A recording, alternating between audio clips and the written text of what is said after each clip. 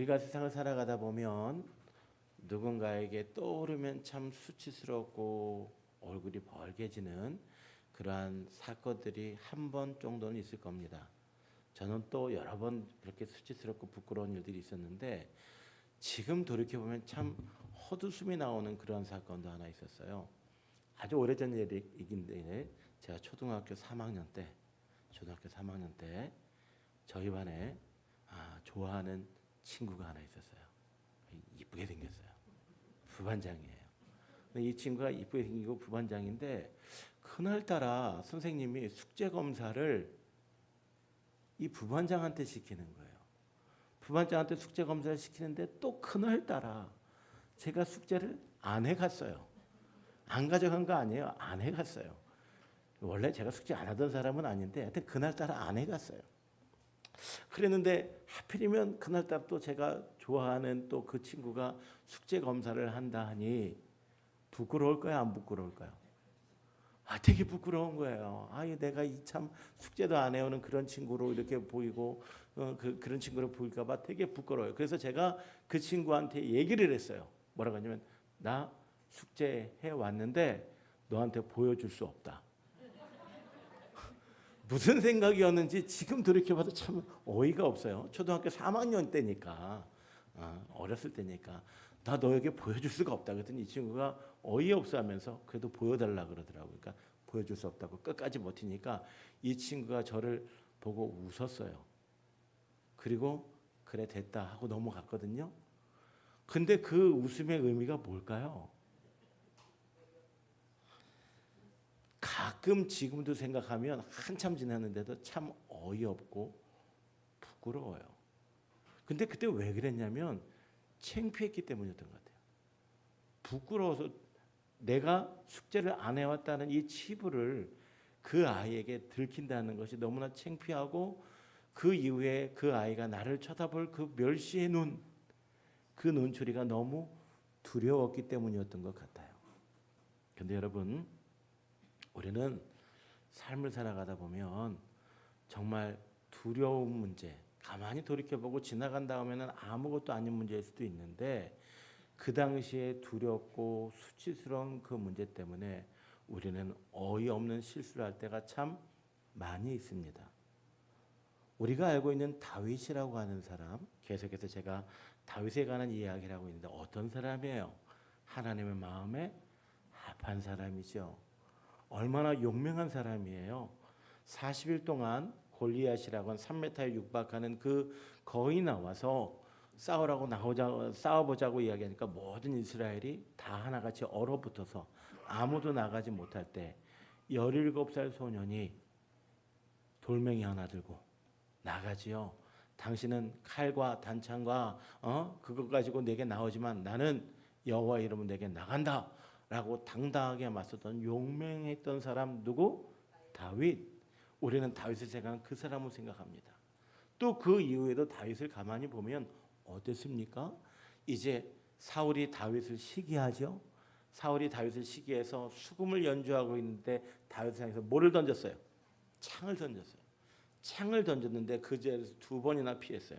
그러면 그 다음에 사울이 두려워서 그 자리에 또 나가서 수금 연주하고 싶을까요? 안 하고 싶을까요? 우리 같으면 안 하고 싶을 텐데 전혀 두려워하지 아니하고 담대하게 또 그 앞에서 수금을 연주하던 사람 누구? 다윗.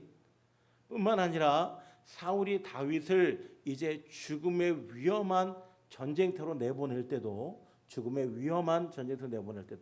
그 전쟁터에서 한 번도 마다하지 않냐고 맹렬하게 지혜롭게 싸움으로 말미암아 하나님과 함께 싸움으로 말미암아 어디를 가든지 승리했던 사람 누구? 다윗. 여러분, 우리가 다윗이라고 하는 사람의 이 이름을 생각하면 얼마나 용맹하고 믿음이 있고 그런 사람인지 몰라요. 그죠? 그런데 다윗에게 있어서 제가 방금 고백했던 것 같은 부끄러웠던 그의 평생에서 가장 부끄러웠던 이야기들이 기록되어 있는 성경이 바로 오늘 본문의 내용이에요. 여러분, 오늘 본문의 내용을 가만히 보게 되면 어떤 내용인지 한번 보겠습니다. 자, 21장 1절 볼까요? 21장 1절 보게 되면 자, 다윗이 어디에 가서 노베 가서 제사장 아히멜렉에게 이르렀다라고 되어 있어요. 다윗이 어디 갔다고요? 노비라는 곳에 갔어요. 왜 노베 갔습니까? 20장 그 앞의 내용을 우리가 살펴보게 되면 20장 그 앞의 내용은 어떤 내용인가 하게 되면 요나단이 이제 아버지를 포기했어요. 아버지가 누구를 죽이기로 마음 먹었어요? 다윗을 죽이기로 마음 먹었어요. 그래서 요나단이 다윗에게 이제 멀리 도망가라고 이야기를 합니다. 요나단이 그렇게 이야기할 정도가 되니까 다윗이 허겁지겁 도망갑니다. 어디로 갔어요? 노비라는 곳에 갔어요. 그런데 여러분이 노비라는 곳이 어떤 도시인가 하게 되면 바로 제사장들의 마을이에요. 22장의 내용을 쭉 읽어 나가다 보면 아시겠지만 22장 그 노비라는 곳에 제사장들이 85명이나 죽임을 당했어요. 그러면 그 노비라고 하는 그 마을은 제사장들이 모여서 살고 있는 그 마을이에요. 당시에 이스라엘에는 지도자가 있었죠. 왕이 누구예요? 사울이겠죠. 그러면 당시에 사울이 왕이면 정치적으로, 행정적으로, 군사적으로 누가 대장이에요? 사울이. 그런데 그때 누가 살아 있었는가 그러면 사무엘이 살아 있었어요. 사무엘이 누구예요? 대제사장이고 선지자예요. 그러면 사무엘은 당시에 정신적인 지도자였어요. 그래서 아무리 사울이 자기가 힘이 세다고 할지라도 사무엘을 마음대로 할 수 있었어요, 없었어요? 없었어요. 사무엘을 마음대로 할 수 없고 눈치를 보고 있었어요. 그렇다면 당시의 제사장들은 사울 왕의 통치 아래 있었지만 심정적으로 누구를 따랐을까요? 사무엘을 따랐겠죠. 그러면 사무엘이 지금 보호하고 돌봐준 사람이 누구예요? 눈치껏 얘기하셔야 돼요. 누굴 것 같아? 사울일까요? 다윗일까요? 다윗이죠. 우리가 그 앞에서도 우리가 봤잖아요. 다윗이 누구에게 피했어요? 19장에 보게 되니까 사울에게로 피했잖아요. 사무엘에게로 피했단 말이에요. 그죠? 그래서 사무엘이 다윗을 이제 보호해주는 장면이 19장 후반부에 나온단 말이에요. 그렇다면 사무엘은 이제 사울이 하나님의 범죄함으로 말미암아 사울 대신에 왕으로 이스라엘의 왕으로 기름 부은 다윗을 뭐하고 싶었어요? 보호하고 싶었어요. 이 마음을 제사장들이 알까요? 모를까요? 알겠죠. 그러니 아무래도 제사장들은 다윗에게 있어서 호의적일까요? 호의적이 아닐까요? 호의적이겠죠. 그러다 보니 다윗이 어디로 도망을 가냐면 사울에게서 도망해서 제사장들이 몰려 살고 있는 제사장들이 함께 살고 있는 노비라는 곳으로 도망을 가게 됩니다. 자, 이 노베 도망가게 됐을 때에 이제 아히멜렉 당시에 제사장 노베에 있었던 제사장 아히멜렉이 다윗을 영접하면 말합니다. 어찌하여 네가 혼자 왔습니까? 어찌하여 혼자 왔습니까? 라고 묻습니다. 함께하는 자가 아무도 없게 이게 무슨 일입니까? 당시만 해도 다윗은 이스라엘의 용사였잖아요. 천부장의 직분을 맞이해서 전쟁터마다 가서 싸우는 사람이었잖아요. 그러니까 모든 이스라엘 사람들이 아는 거예요. 다윗은 혼자 다닐 사람이 아니고 부하들과 몇 명하고 다닐 수 있는 사람이다라는 것을 알고 있는 거예요. 근데 다윗이 지금 혼자서 노베에 왔어요. 왜 그럴까요? 사울을 피해서 급하게 도망했기 때문에 그런 거예요. 그리고 다윗이 생각하기에 그래도 이스라엘 땅에서 가장 안전하다고 하는 높 땅으로 피한 거예요. 자, 여기까지 이해되시나요? 네. 이런 상황에서 이제 아히멜렉이 다윗에게 진설병을 줍니다. 떡을 줍니다. 자, 그런데 여러분 7절 볼까요? 7절 보면 이런 말씀이 있습니다. 그날에 사울의 신하한 사람이 여호와 앞에 머물러 있었는데 그는 누구라고요? 도액. 그날이 어떤 날이에요? 다윗이 안전하다고 생각하는 높 땅으로 피한 그날 제사장 아히멜렉이 다윗을 위하여 진설병을 준 바로 그날 그곳에 누가 있었어요? 도액이 있었어요. 근데 도액 앞에 뭐라고 붙어 있어요? 사울의 신하예요. 안전하다고 생각한 그 높 땅이 안전한 곳이었어요? 안전하지 못한 곳이었어요? 안전하지 못했어요. 10절 볼게요. 10절 보게 되니까 그날에 다윗이 사울을 모아요 두려워하여 일어나 뭐 했어요? 도망했다라고 되어 있어요. 요 말씀에 그날이 어떤 날인 거 하게 되면 그날에 다윗이 사울을 두려워하여 일어나 도망하여 이렇게 되는데 이 그날이 바로 어떤 날이에요? 다윗이 높 제사장에게 가서 아히멜렉에게 진설병을 얻어먹는 그날에 누가 있었던 그날? 도액이 있었던 바로 그날 그곳. 그러니까 내가 완전하다고 생각, 그래도 내가 이 이스라엘 땅에서 가장 안전하다고 생각하는 그 제사장의 마을에 생각지도 못했던 사울의 신하가 있는 것을 본 다윗이 깜짝 놀란 거예요. 화들짝 놀란 거예요. 그래서 여기에 오늘 10장을 보게 되니까 뭐하여서? 두려워하여서 일어나 뭐했어요? 도망했다. 요 말씀을 이제 원문 성경을 보거나 NI 성경, 영어 성경으로 보게 되면 요 말씀이 특히 NI 성경에 이렇게 기록되어 있어요. That day, 그날에 David fled from Saul 이렇게 되어 있어요. 사울로부터 fled라는 말인데 이 fled라는 말이 뭐냐면 fled라는 말이에요. 여기서 flee라는 말은 뭐냐면 이런 거예요. fly라는 말 혹시 아세요? 날아간다라는 말이에요. You can fly. 당신이 날 수 있다면 이렇게 할 때 fly라는 말을 써요. 영어로. 그런데 바로 그 fly하고 같은 어근을 가진 게 바로 flee예요. 이게 뭐냐면 갑자기 놀라가지고 어떻게 도망가는 거예요? 날아가듯이 도망간 거예요. 이 상황 이해되세요? 보세요. 다윗이 안전하다고 생각한 노베 마을에 갔어요. 그리고 제사장 아히멜렉에게 떡을 먹었어요. 그러면 이제는 좀 마음의 쉼과 안식을 얻을 수 있겠죠. 아, 이제 좀 됐나 보다 라고 생각. 내 거짓말에 속아줬네, 고맙네 이러고 있는데 딱 눈을 들어보니까 거기 누가 있어? 사울의 신하 도액이 거기 있는 거예요. 그러니까 깜짝 놀래가지고 어떻게 도망간 거예요? 날아가듯이 도망간 거예요. 날아가듯이. 응? 날아가듯이 도망해서 어디로 갔어요? 가드 왕 아기스에게로 가니 이렇게 기록됐어요. 요거 21장 10절에 참 많은 내용을 함축하고 있는 거예요. 깜짝 놀래가지고 도망갔어요. 근데 어디로 도망갔다고요? 가드 왕 아기스. 그럼 가드라는 곳이 어딘가?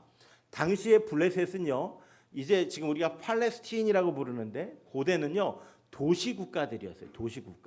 도시국가들이었고 성읍이 있었는데 그 팔레스틴 그 블레셋에 5개의 강한 도시가 있었는데 그 도시 중에 하나가 가드예요. 가드. 근데 여러분이 가드를 보면서 혹시 떠오르는 사람이 하나 있어야 되는데 누구요? 골리앗. 골리앗이 어디 사람이에요? 가드 사람이에요. 블레셋 연합군이 이스라엘을 공격했을 때 거기에 선봉장을 섰던 골리앗이 어디 사람이면 바로 가드 사람이에요. 그러면 지금 다윗이 어디로 도망갔어요? 가드 왕 아기스에게로 도망간 거예요. 골리앗을 물리쳤잖아요. 그런데 그 골리앗의 도시로, 골리앗의 고향으로 누가 가는 거예요? 다윗이 가는 거예요. 그 다음에 내용을, 그 앞에 내용도 한번 읽어보면 어떤 말씀이 있는 거 하게 되면, 자 7절 말씀에 보게 되니까 도액이 있는 것을 발견하고 8절 보세요. 다윗이 아히멜렉에게 이르되 여기 당신의 수중에 창이나 칼이 없나이까? 라고 물어요. 이 말이 무슨 말이에요? 지금 다윗이 급하게 사울에게서 도망치는 까닭에 칼이나 창을 가지고 도망친 거예요? 못 가지고 도망친 거예요?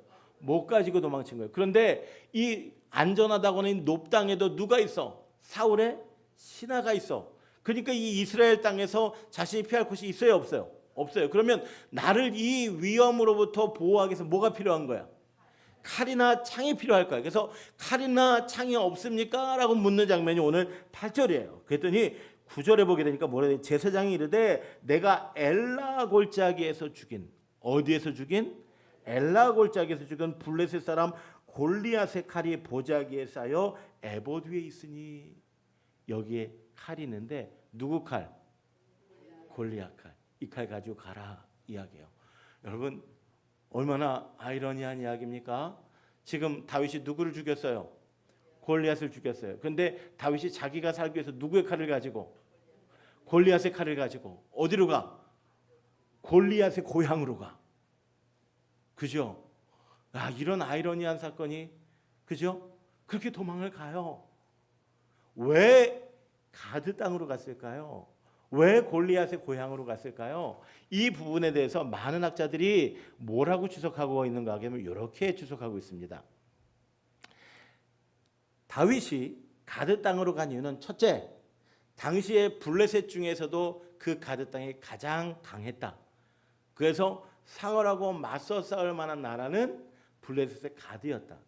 사울이 듣기에 다윗이 거기로 도망했다 그러면 사울이 군대를 동원해서 공격을 할 텐데 그 공격을 막아낼 수 있는 나라 중에 가장 유력한 나라는 어디다?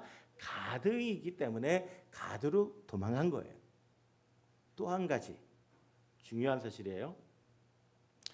자, 여러분, 다윗이 가드 사람들의 영웅 누구를 죽였어요?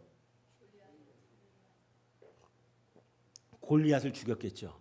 그러면 가드 사람들에게 다윗의 이름이 엄청나게 강하게 각인이 되어 있겠죠.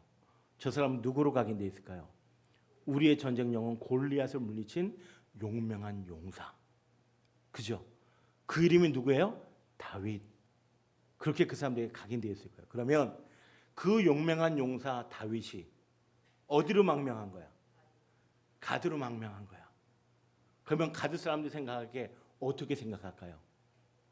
야, 우리가 얼마나 강한지 이렇게 다윗까지 망명했네 하면서 자기도 모르게 좋아하면서 다윗을 어떻게 할까요? 높여주고 다윗이 잘 먹고 잘 살 수 있도록 도와주지 않을까요? 여러분, 우리가 한번 생각해 보세요. 우리나라가 지금 김정은이가 갑자기 우리나라로 망명을 했어. 너희 놈 잘 왔다. 죽어봐라. 죽일까요? 아마 안 죽일 거예요. 아마 김정은이를 이용을 해가지고 우리나라의 체제 우월성이라든지 우리나라의 뭐 여러 가지 것들 자랑할 거예요. 그죠? 그러니까 지금 다윗이 가드로 망명한 이유는 사울로부터 이겨줄 수 있는 나라가, 막아줄 수 있는 나라가 어디야? 가드야. 또 그리고 가드에는 다윗의 이름이 널리 퍼져 있어요. 뭐로? 용맹한 용사로. 그러면 다윗이 생각하기에 그곳에 가면 대접을 받고 살 수 있다라고 생각했겠죠. 어때요? 좀 그럴싸하지 않아요? 그럴싸하죠. 합리적이죠. 그런데 한번 물어볼게요. 이 과정에서 다윗이 하나님께 기도했어요? 두려움이 다윗을 덮치니까 다윗이 그 두려움 때문에 자기가 있어야 할 자리, 자기가 가야 할 자리를 잠깐 잊어버린 거예요. 다윗의 생각으로, 다윗의 방법으로 어디를 간 거예요? 가드를 간 거예요. 자, 그런데 여러분 11절 말씀 볼게요. 아기스의 신하들이 아기스에게 말하되 이는 그 땅의 왕 다윗이 아니니까. 다윗을 뭐라고 불러요? 이스라엘의 왕이래요. 이스라엘 왕 누군데? 사울인데 그 사람들 생각하기엔 누구야? 다윗이 왕인 것처럼 그렇게 강력한 존재가 누구예요? 다윗이에요. 그 땅의 왕 다윗이 아닙니까? 무리가 춤추며 이 사람의 일을 노래하는데 사울이 죽인 자는 뭐예요? 천천히고 다윗은 만만이라다 하지 아니하였나이까? 이 말이 무슨 말입니까? 아니, 다윗이 우리에게 왔는데 그 다윗을 받아들이는 것은 대단히 뭐한 일이다? 위험한 일이다. 여러분, 이 본문의 말씀을 쭉 읽어 나가다 보면 이런 말씀이에요. 14절에 보게 되면 아기스가 그의 신하에게 이르되 너희도 보거니 이 사람이 미치게 어찌하여 그를 내게로 데려왔느냐. 그렇다면 오늘 다윗이 가드 땅에 망명을 했을 때 다윗을 왕에게로 인도한 사람이 있어요, 없어요? 있어요. 그래서 아마 그 사람은 생각하기를 내가 이 다윗을 데리고 왔으니까 망명시켰으니까 내가 높아지겠구나라고 생각했을지는 몰라요. 그런데 이상하죠? 그 아기스 앞에서 신하들의 흐름이 어때요? 다윗을 받아들이자가 아니라 다윗을 뭐 해버리자? 죽여버리자. 다윗은 위험한 존재다. 이런 분위기로 흘러가고 있는 거예요. 이 분위기가 어떤 상황이에요? 다윗이 지금 뭐 피하려다가 뭐 만난 격이 됐죠. 사울을 피해서 안전한 곳을 찾다가 이 유다 땅에는, 이 예루살렘 땅에, 이스라엘 땅에는 안전한 것이 없다 싶어가지고 그래도 안전하다고 생각했던 그 가드 땅에 갔는데 그 가드 땅에서 대적들에서 꼼짝없이 죽임을 당하는 상황이 오늘 본문의 상황이에요. 자, 그런데 12절 말씀 보세요. 다윗이 이 말을 그의 마음에 두고 가드 왕 아기스를 두려워했어요. 근데 그 앞에 무슨 말이 있어요? 심히. 이 원어 성경으로, 영어 성경 very much, 매우 많이 두려워하기 시작한 거예요. 처음에는 사울을 두려워해서 저기로 갔는데 이제는 더 위험한 상황이 돼서 더 심히 위기 가운데 더 심히 뭐하는 상황이 된 거예요? 두려워하는 상황이 된 거예요. 그랬더니 다윗이 어떻게 반응합니까? 13절, 그들 앞에서 그의 행동을 변하여 뭐하고? 미친 체하고 대문짝에 그적거리며 침을 수염에 뭐예요? 어떤 상황이에요? 위험을 직감한 다윗이 제정신이 아닌 것처럼 하기 시작해요. 미친놈처럼 막 하고 막 등을 온몸에 긁고 침을 흘리기 시작하는데 막 온 수염에 흘리고 정말 초라한 모습을 보이고 있는 게 다윗의 모습이에요. 여러분, 이 다윗이 누구예요? 골리앗 앞에 당당하게 용맹하게 두려움 없이 나갔었던 그 다윗인데 어떠한 전쟁과 어떠한 위기 가운데서도 두려워하지 아니하고 나갔던 다윗인데 이 다윗이 이제는 자신의 대적 아기스 앞에서 미친 척해요. 침을 흘려요. 온몸을 긁고 있어요.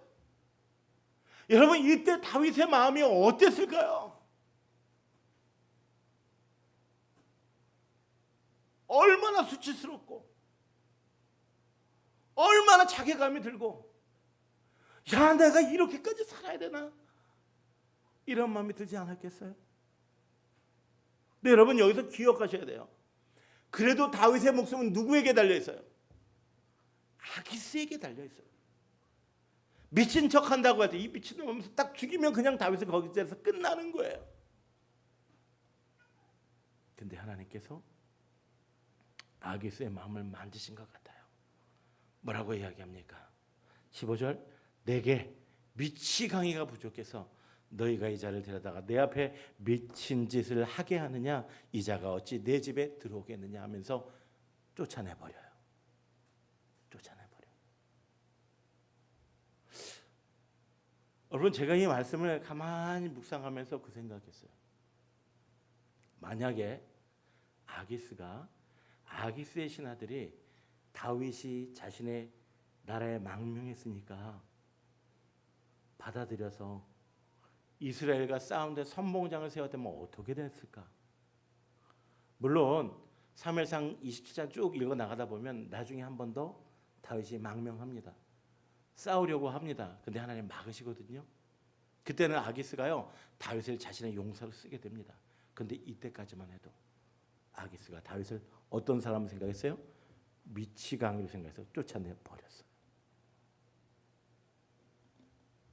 쫓겨남이 다윗에겐 뭐예요? 은혜인 거예요. 여러분, 우리 신앙생활하면서 저와 여러분이 꼭 기억해야 되는 것이 있어요. 고난이, 위기가 우리에게 축복이 되는 시간일 수도 있다는 사실 꼭 기억하셔야 됩니다. 오늘 다윗이 쫓겨났어요. 얼마나 절망했을까요? 얼마나 마음속에 부끄럽고 수치스러웠을까요? 여러분, 그런데 오늘 다윗만 이렇게 부끄럽고 수치스러웠어요? 이런 일이 있어요? 아니에요. 우리 믿음의 조상이라고 하는 사람 아브라함 있잖아요. 아브라함 12장에 보게 되면 그가 하나님 약속한 그 가나안 땅에 갔어요. 근데 거기에 뭐가 들었어요? 가뭄이 들었어요. 그러니까 아브라함이 하나님께 묻지도 않고 어디로 가요? 애굽으로 가요. 근데 애굽으로 갔는데 아브라함이 걱정이 있어요. 어떤 걱정이에요? 내 아내가 너무 이뻐. 그래서 당시 사회적인 분위기 보면 아내를 뺏기 위해서 자기를 죽일 것 같아. 그러니까 뭐라고 사기를 쳐요? 뭐라고 거짓말을 해요? 누나라고 거짓말을 해요. 누나가 내 누이 동생이라고 거짓말을 해요. 그리고 살아나고 애굽에서 또 왕에게 많은 금은 보화를 챙겨가지고 와요. 이게 한 번 실수했으면 되는데 또 20장에 보면 또 그래. 또 아브라함이 네게부라고 하는 곳에 가요. 이제 유다 땅 네게부라는 곳으로 가게 되는데 거기에서 또 걱정스러워. 왜? 여전히 내 아내가 너무 이뻐.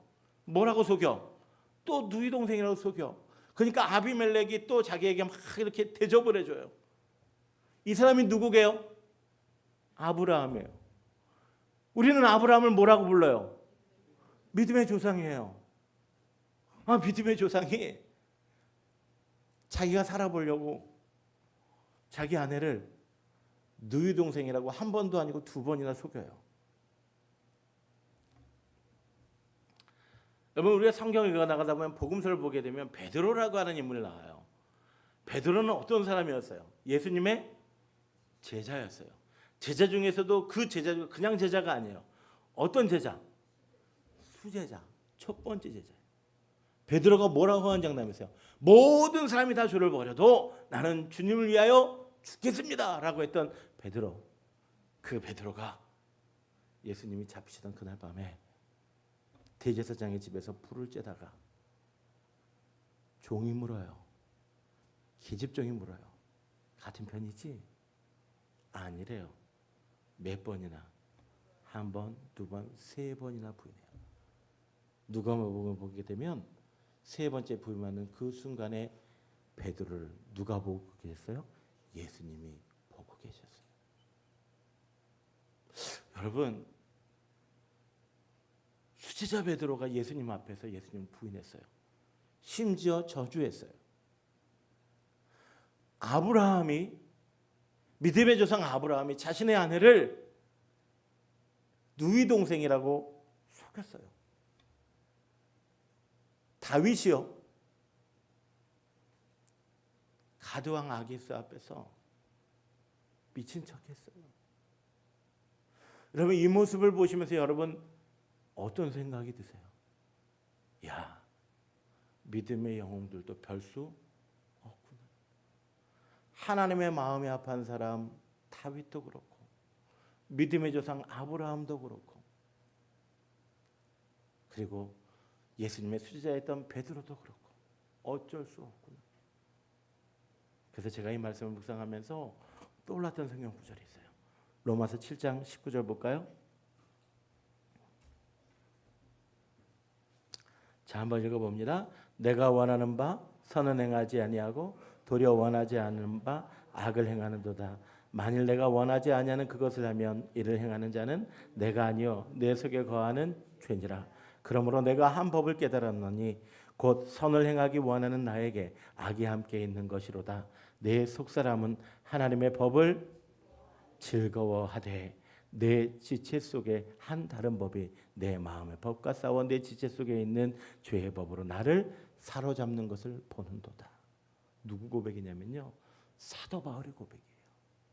사도 바울이 2차 전도 여행 중에 로마서를 향해 쓴 편지 가운데 기록되어 있는 말씀이에요. 뭐라고 이야기해요? 24절에 오라 나는 권고한 사람이로다. 이 사망의 몸에서 누가 나를 건져내랴. 이 말씀이요, 우리 개역개정판에는 사망의 몸이라고 기록되어져 있는데 그 이전에 개역편에는 어떻게 번역되어 있는가 하게 되면 오라 나는 권고한 사람이로다. 이 사망의 늪에서 나를 누가 건져내랴. 무슨 고백이에요? 내가 하나님 말씀대로 살기를 원해요. 다메섹으로 가는 도중에 하나님을 만났어요. 예수님을 만났어요. 그렇게 살기를 원하고 내가 정말 하나님의 사람으로 살기를 원하지만 내 육신 안에 있는 연약함이 나로 자꾸 넘어지게 해. 나로 자꾸 죄를 짓게 해. 마치 늪처럼 나를 빠져나올 수 없게 해. 그래서 나는 공고한 사람이고, 그래서 나는 하나님 앞에 완악한 사람이고, 그래서 나는 하나님 앞에 죄인일 수밖에 없다는 겁니다. 그래서 25절에 그렇게 고백합니다. 우리 주 예수 그리스도로 말미암아 하나님께 감사하리로다.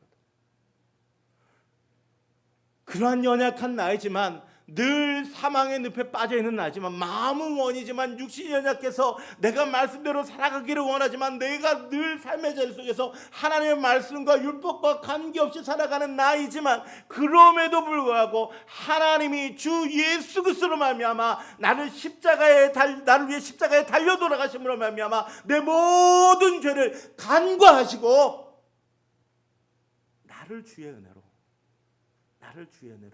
이 은혜의 자리, 보좌의 자리에, 사명의 자리에 앉게 하신 그 하나님을 찬양할 수밖에 없습니다 라고 하는 게 바로 오늘 바울의 고백이고, 오늘 저와 여러분의 고백이 되어야 되는 줄로 믿습니다. 여러분, 우리가 하나님의 사람으로 살아가요. 내가 예수 믿으니까 조금 다르게 살아가야 되잖아요. 내가 예수 믿으니까 좀 구별된 모습으로 살아가야 되잖아요. 그런데 여러분, 우리의 삶의 자리에 과연 그렇습니까? 어느 순간에 여전히 소리 지르고 있고, 어느 순간에 여전히 나태하고, 어느 순간에 내가 있어야 될 자리에 있지 않냐 나의 모습을 보면서 여러분, 정말 요새아의 말대로 현타가 오지 않습니까? 현타. 정말 자괴감이 들지 않아요? 그러나 하나님은 그러한 연약한 가운데서도 다윗을 버리시지 않습니다. 제가 성경을 읽으면서 가장 좋아하는 구절이요, 요한복음 13장 1절 말씀이에요. 이거 제가 몇 번 말씀드렸는데 우리 같이 한번 읽어볼까요? 자, 유월절 전에 예수께서 자기가 세상을 떠나 아버지에게 돌아가실 때가 이른 줄을 아시고 세상에 있는 자기 사람들 사랑하시되. 언제까지?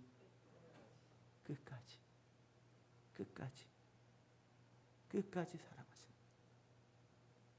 우리가 하나님의 속성을 이야기할 때 하나님은 인자하시다라는 이야기예요. 하나님은 인자하십니다라고 하는데, 그 인자하시다라는 말이 어떤 말인가 하게 되면 unfailing love예요.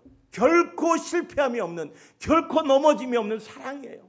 하나님이 우리를 한번 사랑하기로 막 작정하셨으면, 하나님이 우리에게 사랑을 주시기 시작했다면, 오늘 우리가 어떠한 상황, 어떠한 형편, 어떠한 모습으로 하나님 앞에 서 있다고 할지라도 하나님,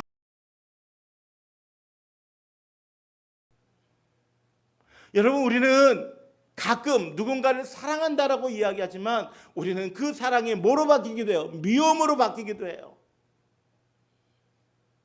오늘 내가 누구를 좋아하고 누구를 사랑하고 누구에게 호의를 보였는데, 어느 순간 내가 그 사람에게 실망하고, 어느 순간 내가 그 사람 때문에 상처받고, 어느 순간 내가 그 사람으로 인해서 어려워지게 되면 우리는 어떻습니까? 그 사랑하는 마음이 미움으로 바뀌는 게 오늘 우리들의 모습이에요. 그런데 하나님은 끝까지 내가 하나님 앞에 실망스러운 모습이고, 내가 하나님의 마음을 아프게 하고, 내가 결국 하나님에게 손해가 되는 그 일을 한다고 할지라도 하나님은 우리를 끝까지 사랑하신대. 하나님의 그 사랑은 결코 실패함이 없으시대. 이 절망의 자리, 위기의 자리에서 다윗이 이제 일어납니다. 22장 1절 볼까요? 그러므로 다윗이 그곳을 떠나, 그곳이 어디예요? 가드. 실패한 자리, 절망의 자리, 인간의 방법으로 나아가서 고난을 당했던 그 자리를 떠나 어디로 도망가요? 아둘람 굴로 도망하며 그의 형제와 아버지와 온 집이 듣고 그리로 내려가서 그에게 이르렀고, 이렇게 되어 있어요. 여러분, 다윗이 가드에서 떠나서 어디로 갔다 그랬어요? 아둘람 굴로 갔어요. 아둘람 굴. 여러분, 아둘람 굴이 어디일까요?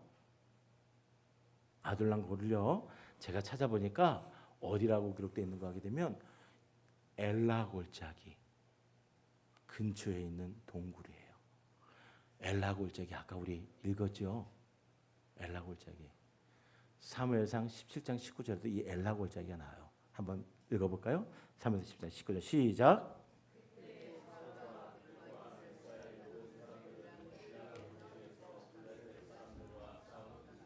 자, 그때가 언제예요?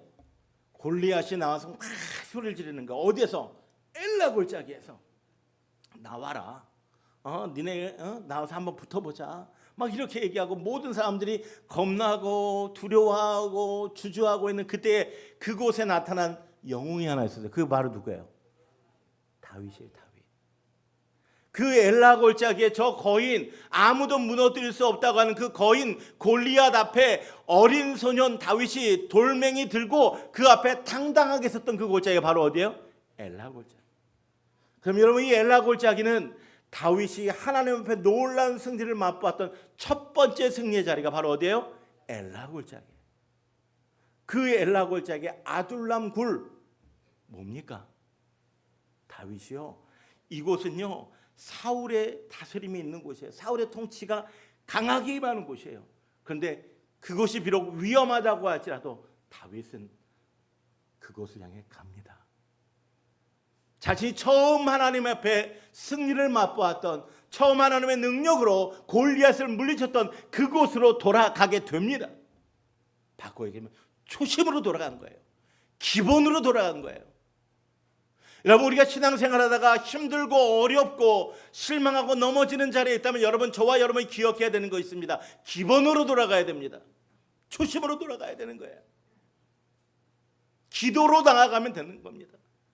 기도의 자리에, 말씀의 자리에, 섬김의 자리에, 하나님이 우리에게 요구하신 바로 그 믿음의 자리, 처음에 그 자리로 우리가 돌아가면 되는 거예요.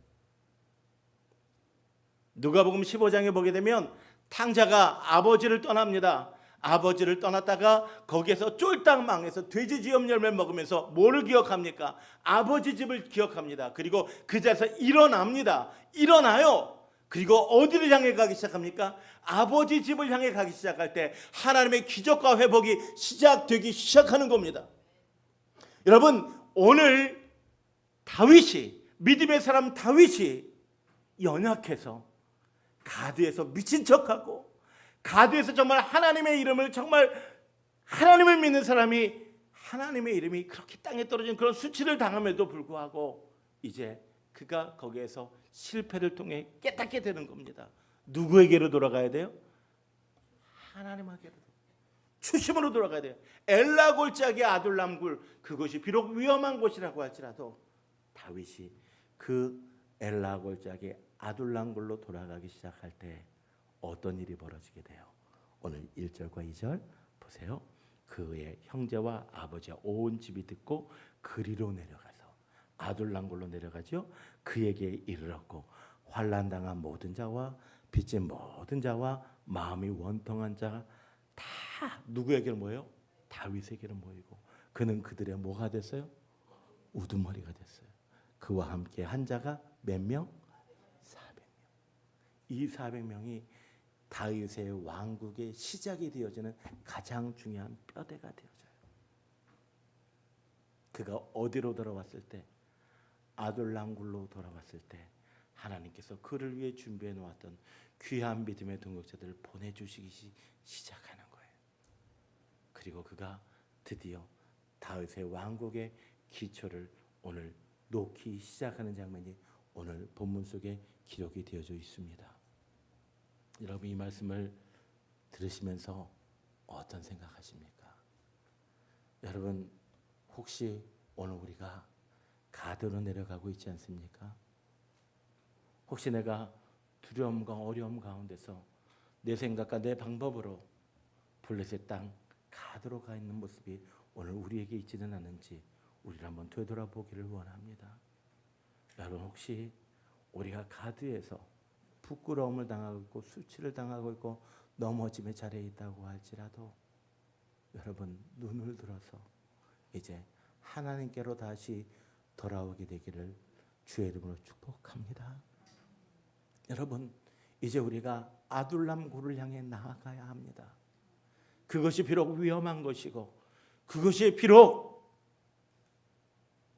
사울의 권한 아래에 있다고 할지라도 내가 하나님을 만났던 그곳, 내가 하나님의 능력을 체험했던 그곳이라면 이런 믿음으로 우리가 아둘람 골짜기를 향해 나아갈 때 하나님께서 우리 안에 다윗과 같은 놀라운 회복의 역사, 축복의 역사를 주실 줄로 믿으시기를 바랍니다. 우리 옆에 있는 분들하고 이야기합시다. 이제는 일어나서 아둘람으로 갑시다. 아멘. 우리 찬양하겠습니다.